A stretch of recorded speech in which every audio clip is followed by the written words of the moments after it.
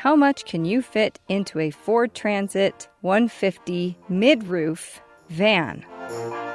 All of this. A whole sound system, instruments, bikes for the kids,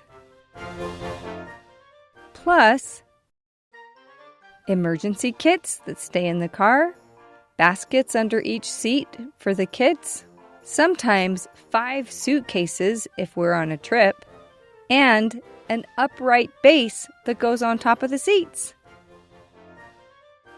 This is a 150. There's also a 250, which is a longer van, and there's a 350, which is a longer van. We have the short one and the midroof. I truly love my Ford Transit 150